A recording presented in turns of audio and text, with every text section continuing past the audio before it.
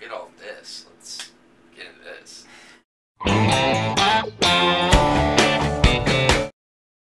I think it was a lot more fun this time around making the record, because while I was making it, I was out on the road, so I was able to play a lot of the songs that I was writing for the record live for people.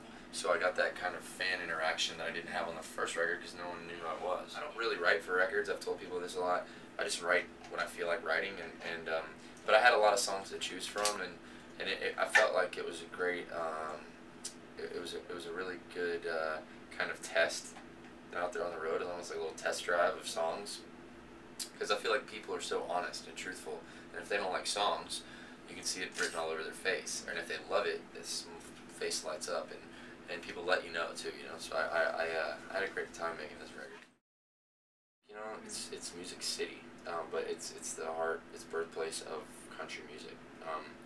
But I love how this city is filled with other people that are in the same, have the same emotion and passion for music, not just country music, and it's the place where it's like there's a brotherhood here of people that, whether you're a star or whether you are someone trying to make it, people are they embrace you and they want to help you, and as long as, and like I said earlier, everyone here is great people, so it just feels good. It's very comforting to live in this town. Depends on who's in the front row.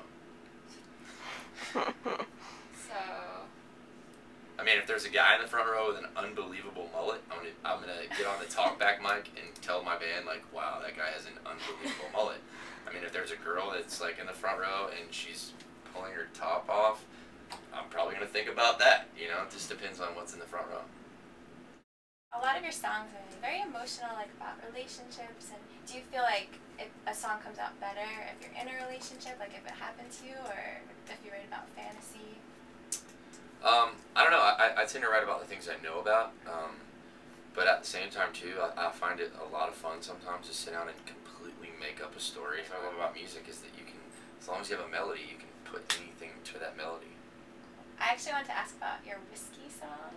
Yeah. Is that about like a specific person, like that you see in the crowd? Or? Yeah. Well, I mean, when I was in college, I used to sit on the bar stool, and then, you know, it says, "Oh boys, y'all see that girl in the back standing with the bachelorettes." Yeah.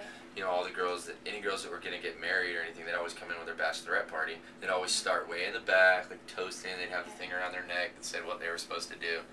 But everyone always says in the old country songs about how they would drink whiskey to get a woman off their mind and keep them away from them.